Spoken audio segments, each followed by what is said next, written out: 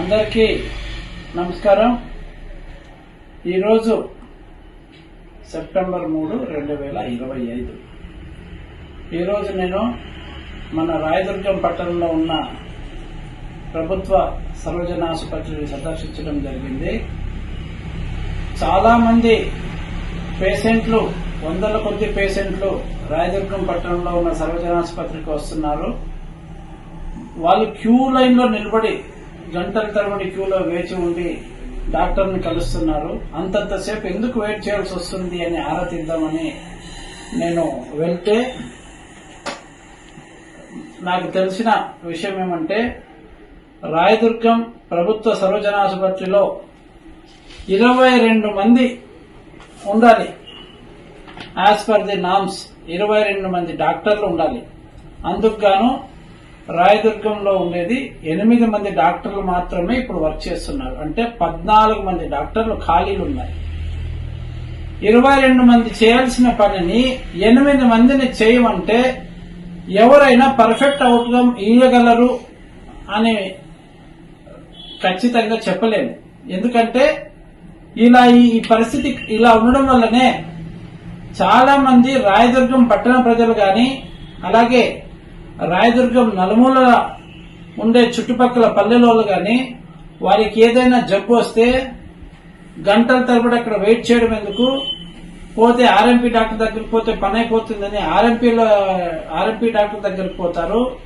వాళ్ళకి తెలిసి తెలియని విధంగా వాళ్ళు చేసే వైద్యం వల్ల చాలా మంది చనిపోవడం జరిగింది.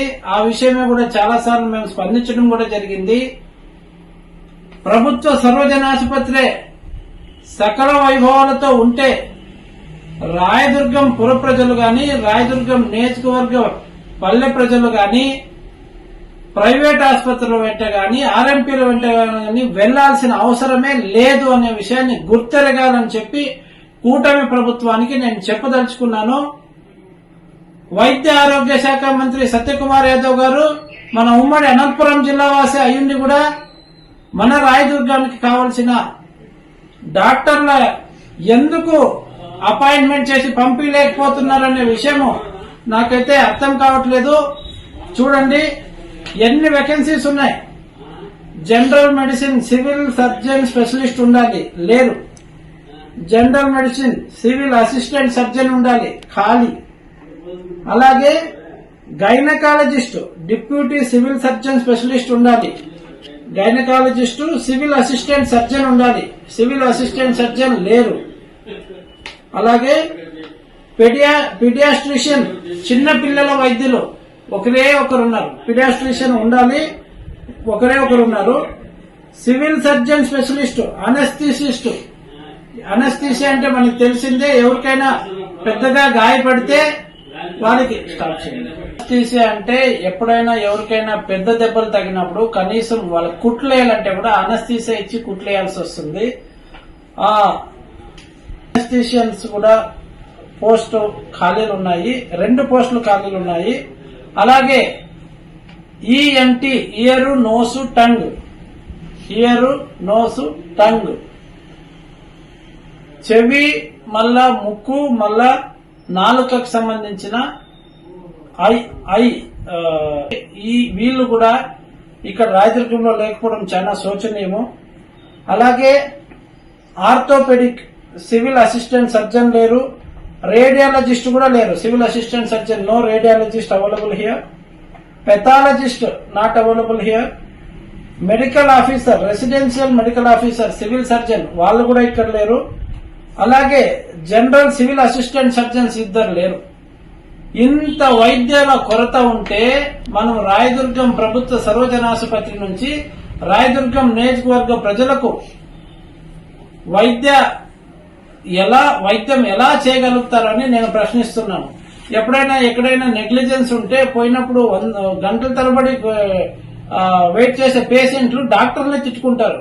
ఇక్కడ ప్రభుత్వము వైద్యులది కాదు, ఇక్కడ తప్పు వైద్యులది కాదు, కూటమి ప్రభుత్వందే తప్పు. మీరు ప్రభుత్వంలోకి వచ్చి 14 నెలలైనా ఇంతవరకు ఎందుకు రాయదుర్గం నియోజకవర్గానికి కావలసినంత మంది డాక్టర్లని, రాయదుర్గం పట్టణ సర్వజన ఆసుపత్రికి కావలసినంత మంది వైద్యుల్ని మీరు ఎందుకు నియమించలేదు అని నేను కూటమి ప్రభుత్వాన్ని ప్రశ్నిస్తున్నాను. దయచేసి రాయదుర్గం నియోజకవర్గ ప్రజల ప్రాణాల గురించి మీకేమాత్రం శ్రద్ధ ఉన్నా, రాయదుర్గం వెనుకబడిన ప్రాంతము, ఇక్కడ చాలా మంది వ్యవసాయ ఆధారితంగా జీవనం సాగిస్తుంటారు, కూలి పనులకు పోయి జీవనం సాగిస్తుంటారు. వాళ్ళకి ఎప్పుడైనా ఎవరికైనా ఏదైనా ప్రమాదం వస్తే వాళ్ళందరూ రాయదుర్గం ప్రభుత్వ సర్వజనాసుపత్రికి వస్తే ఇక్కడ సరైన సౌకర్యాలు లేక, సరైన స్పెషలిస్ట్ డాక్టర్లు లేక పక్కనే ఉన్న కర్ణాటక రాష్ట్రంలోని బళ్ళారికి గాని లేదంటే అనంతపురం పట్టణానికి గాని పోవాల్సిన దుస్థితి ఏర్పడింది. ఇది కనుక కరెక్ట్ గా 22 మంది డాక్టర్లు కనుక ఇక్కడ ఏమేమైతే నేను ఇంతవరకు ఈ లిస్ట్ లో చూపించిన ఇంతమంది డాక్టర్లు కనుక మన దగ్గర ఉంటే రాయదుర్గం ప్రభుత్వ సర్వజనాసుపత్రి ఏ సూపర్ స్పెషాలిటీ హాస్పిటల్ కి తీసిపోదు అనే విధంగా అక్కడ వైద్యం జరిగే ఛాన్సెస్ ఉంది అని గుర్తెరగి కూటమి ప్రభుత్వం ఇప్పటికైనా, అయ్యా వైద్య ఆరోగ్య శాఖ మంత్రి గారు, రాయదుర్గం కూడా అనంతపురం జిల్లాలోనే ఉంది, ఆంధ్రప్రదేశ్ లోనే ఉంది అనే విషయాన్ని మీరు గుర్తెరగాలని చెప్పి ఒక్కసారైనా వైద్య ఆరోగ్య శాఖ మంత్రి గారు రాయదుర్గం ఆసుపత్రిని సందర్శించిన పాపన పోలేదు. నేను ఇది 2వ సారో 3వ సారో నేను ఈ విషయాన్ని సర్వజన ఆసుపత్రి గురించి పట్టించుకోండి అయ్యా మంత్రి గారు అని ప్రెస్ రిలీజ్ కూడా ఇవ్వడం జరిగింది, లెటర్ కూడా రాయడం జరిగింది. ఇప్పుడు ఇంకొకసారి మళ్ళా మేము వైద్య ఆరోగ్య శాఖ మంత్రికి ఈ విషయమై లేఖ రాస్తాము. అలాగే వైద్యాధికారులకు కూడా ఈ విషయమై లేఖ రాస్తాము. డిఎస్హెచ్ఓ గాని అలాగే విజయవాడలో ఉన్న హెడ్ క్వార్టర్ గాని లేఖ రాస్తాము. రాయదుర్గం ప్రజలు ఎన్నో ఆశలతో కూటమి ప్రభుత్వానికి ఘనమైన మెజార్టీ ఇచ్చినారు. కనీసం ఆ ప్రజావసరాలకి కావాల్సిన విద్యా వైద్యం చాలా ఇంపార్టెంట్.